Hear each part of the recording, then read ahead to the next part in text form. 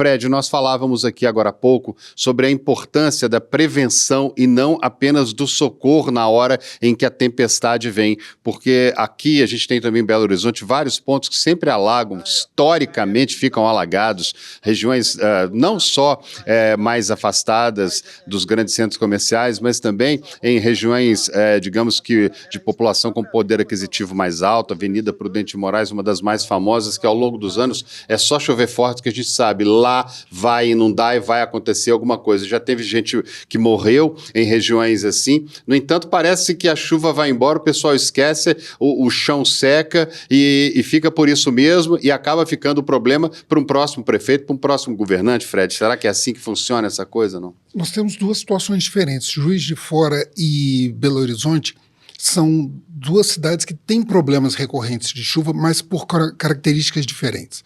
Belo Horizonte é uma cidade construída sobre um mundo de córregos e de rios, etc.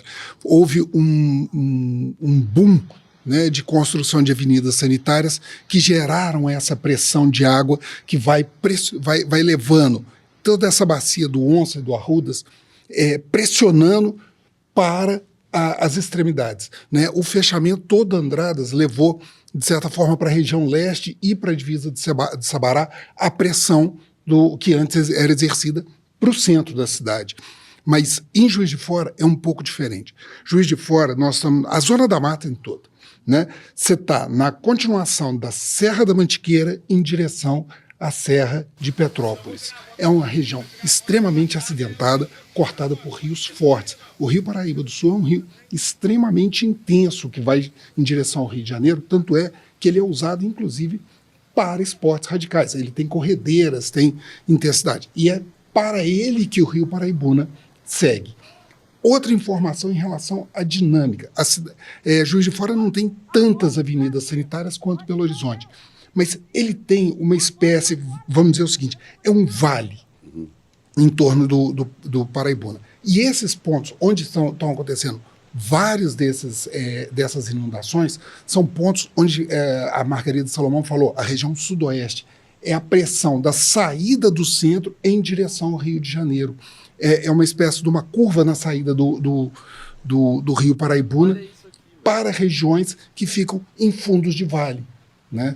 E onde tem esses deslizamentos, são também pontos, ali a região do Vila Ideal e da Garganta do Dilermando, são pontos altos e que passaram por um crescimento imobiliário muito intenso, né? Já tem algum tempo que eu não vou a Juiz de Fora, mas as informações que eu tenho de lá é que a área de concreto aumentou absurdamente na cidade, né? E isso é uma região, isso torna o solo mais complicado, né? Você tem menos porosidade, você tem mais força de água escorrendo, gerando esse tipo de assoreamento e carreamento de material, podendo levar a, vamos dizer assim, essas áreas de risco. E Juiz de Fora tem muitas áreas de risco. A gente ainda não tem informação aqui de uma região que é tradicionalmente complicada lá, que é a região do bairro São Pedro, que é o caminho para a universidade, que é uma área de serra, né? Assim, você vai, a pista das ruas vão margeando encostas. Então é uma região bastante complicada, tanto é que a universidade fica praticamente num platô da cidade. Então, você vê, para chegar lá tem isso. E a gente ainda, graças a Deus, não tem informações sobre isso lá, de deslizamentos nessa região. Então, é uma questão complicada. E você falou, e é muito importante, não pode, a Tatiana também citou um negócio muito importante, nós sabemos que tem áreas de risco, nós sabemos que tem um volume de população em zona de risco. Então, é nesses pontos que precisa haver o investimento, a atenção, o desenvolvimento urbano para que promova tanto a segurança quanto a expansão imobiliária, que são duas coisas importantes para a cidade. mas a gente não pode ter expansão imobiliária ao custo de vidas humanas. A gente tem visto muito isso, a gente está mostrando imagens ali, toda hora aparece uma imagem impressionante ali, acabamos de ver um carro dentro de uma cratera, gente, olha ali o que aconteceu, imagina a situação, e o grande problema muitas vezes, a gente fala de mudança climática, a gente bate nessa tecla, claro, o mundo inteiro, a ONU, todo o planeta está falando sobre isso e vivendo isso, e muitas vezes não é uma coisa que vai acontecer daqui a pouco, a previsão é ali para frente, não, está acontecendo agora, hoje, está acontecendo agora, toda vez que a gente vê um temporal, como aconteceu no Rio Grande do Sul, as chuvas lá, as chuvas aqui na região, em Minas Gerais, aqui no nosso estado, acontecendo dessa forma e pegando de surpresa e cada vez mais intensas, né, Tati? A gente vê assim, um ano aconteceu isso, no outro ano aconteceu mais, as chuvas vinham de uma forma linear, de repente desaba uma tempestade dessas proporções que a gente viu ali derrubando, olha lá, caminhão debaixo d'água, olha, imagina a altura dessa água, a pessoa está ali em cima ou de uma casa ou de um prédio, não dá para ver muito bem, mas a gente vê caminhão submerso, e essa intensidade é que assusta muito também, não é assim, daqui a 30 anos, não, é agora e está acontecendo com muita intensidade, né, Tati? Sim, e é muito triste ver que nós temos uma visão muito imediatista, né? Então a gente tem todo o cenário apontando para catástrofes seguidas. Quando a gente pega, por exemplo, ondas de calor, né? Belo Horizonte viveu uma fase de ondas de calor e a gente tem aí, algumas pessoas fazem até memes com isso. Mas, na verdade, quando a gente pega os eventos climáticos extremos, eles estão cada vez mais frequentes. Então, não é que em um passado recente, a gente ouvia, né, nossos pais, nossos avós, falarem o quê? Nossa, no futuro vai ser muito difícil. Não é que no futuro vai ser muito difícil, a gente já está nesse futuro. E isso não só no Brasil, né? É uma emergência climática global. E o que acontece é que as políticas públicas são pensadas muito no agora. Resolver a questão de, como o Fred citou aqui, né, até o nosso asfaltamento, ele é equivocado, né? Pensar isso é um problema para o nosso eu do futuro, é o que pensam, né, muitos prefeitos, né? Tanto é que o que a gente mais faz é colocar pavimento em ruas. Só que há um movimento global para se pensar cidades mais resilientes. O que seriam essas cidades mais resilientes? Seriam cidades, de fato, pensadas para sobreviverem a essas situações extremas. Quando a gente vai em alguns países, por exemplo, a gente vai em Amsterdã, por exemplo, o Dan é de dique, né? Então, quer dizer, em Amsterdã, eles conseguem segurar, eles estão abaixo do nível do mar, eles conseguem segurar o mar.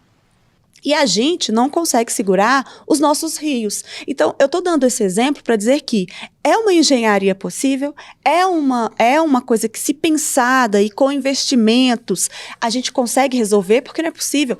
Existem lugares que estão abaixo do nível do mar e não, né, e estão lá, assim, desde antes de muitas cidades mineiras surgirem. Então, a gente tem um estado que tem um relevo que nos leva já a esse resultado de muitas catástrofes. E a gente não pensa nessa estruturação. Mas aí é um cenário para ser pensado tão a longo prazo, porque a gente está falando de moradia digna para as pessoas, né? Cabe a quem levar essa moradia, como isso pode ser feito, né? Demandaria um investimento muito grande? Demandaria, mas o que vale mais? Vale mais esse investimento em infraestrutura e dignidade para as pessoas ou as vidas que a gente está perdendo? Porque se a gente pensar que a gente perdeu em uma noite 16 vidas com possibilidade, porque nós temos aí 45 desaparecidos, com possibilidade de somar muito mais. E se a gente pensar que a gente já tem um solo encharcado de uma madrugada como essa, e com expectativas de mais chuvas, não está descartado que a gente pode vivenciar mais tragédias ao longo dessa próxima madrugada. Então, assim, quantas vidas mais a gente vai perder? E quando a gente fala dessas vidas perdidas, muitas vezes quem não mora em área de risco pensa que está livre de qualquer situação. Mas, na verdade, quando a gente pode estender isso, né? Um exemplo a gente está apurando agora, eu tive notícias da nossa equipe de reportagem sobre cancelamento de serviços básicos. A prefeitura está tentando, lá em Juiz de Fora, manter pelo menos a hemodiálise. Então, se a gente pensar quantos serviços básicos as pessoas vão deixar de ter acesso. Então, quando a gente tem uma cidade inteira alagada, pontes caindo, qualquer pessoa é afetada, né? Em uma situação climática péssima, até quem vai de helicóptero não está livre, não vai conseguir circular. Então, a gente está falando de prejuízo de pessoas, de vidas, mas a gente também está falando de prejuízos financeiros. Então, talvez seria o momento de o governo pensar um grande projeto estruturado junto com a iniciativa privada, né? Porque, sim, nós não temos recursos para resolver todos esses problemas. Minas Gerais é um estado com 800 e tantas cidades. Realmente, a gente não conseguiria resolver isso só com recurso do poder público, que tem que também prover educação, saúde e todo o resto. Mas nós temos muitas iniciativas de parcerias com a iniciativa privada que têm dado certo, né? Então, como a gente está falando de uma situação que afeta todo mundo, e a gente está falando de perdas financeiras também para o setor privado, acho que já passou da hora, mas nunca é tarde, né? Para, sim, unirmos forças para tentarmos chegar a essas cidades minimamente resilientes. Porque hoje, se a gente pensar que nem a capital é 100% resiliente, como é que está, então, a realidade em alguns rincões aí do estado? A gente está falando a gente tem em Minas Gerais ainda um número enorme de pessoas que vivem em casas que sequer banheiro tem. Então, a gente está falando, quando a gente vem, claro que cenas como essa que a gente está mostrando são cenas que nos deixam chocados, isso daí é o extremo do extremo, mas, na verdade, essas pessoas já estavam em situação de vulnerabilidade a vida toda. Nós temos gerações e gerações vivendo com medo toda vez que tem um trovão, porque sabe que a casa pode cair. E não só em Juiz de Fora, como em Belo Horizonte e como no estado todo. Né? Então, eu acho que chegou a hora mesmo de pensarmos uma alternativa pensando nas gerações futuras, porque a nossa geração já está sofrendo. Tatiana, você fala uma coisa muito importante. Realmente, a gente não pode pensar como uma questão local, né? E não é uma questão que está atingindo uma pessoa apenas e nesse momento. É uma questão que vem se arrastando e que demanda soluções que não são só locais. Né? Foi bom ter visto o governador falando que não, nós vamos participar, nós estamos juntos, porque não é uma questão exclusivamente da cidade, não é uma questão exclusivamente de Minas Gerais. O Brasil, o governo federal, tem responsabilidade para ajudar também. E como você falou, André, não é uma questão sequer exclusiva do Brasil. Nós tivemos a COP30 agora discutindo o que causa o que nós estamos vendo aqui. Todas as vezes que tem uma chuva em Belo Horizonte, a gente fala, choveu, foi o maior volume de chuva para janeiro, o maior volume... É um recorde depois do outro. Exatamente. Por quê? Porque nós estamos vivendo transformações que envolvem escala planetária e que precisam de soluções integradas. Né? Desde a pessoa que para de jogar lixo, que entope a boca de lobo, até países que se encontram, se reúnem para fazer regulação de emissão de gases de aquecimento global. Né? Então, é uma missão que nós estamos vendo aqui assim, que não é exclusiva de um prefeito, não é exclusiva de um governador, não é exclusiva de um presidente, e envolve todos nós. Né? Nós já estamos há um bom tempo passando por isso. A Tatiana falou uma coisa muito importante. Você tem que ter atenção nas pessoas e envolver quem está mais... todos os que estão ali. Se a iniciativa privada é envolvida nisso, ela participa, faz a sua parte. Né? Se o governo do estado ou o governo federal ele fazer a sua parte, buscar soluções conjuntas que impeçam da gente ver situações como essa, né? Perder 16 vidas numa cidade, 5 na outra, numa noite, né? É impensável. Né? Impensável. São perdas que você não pode admitir uma vida, de repente você tem 21 no intervalo de uma noite.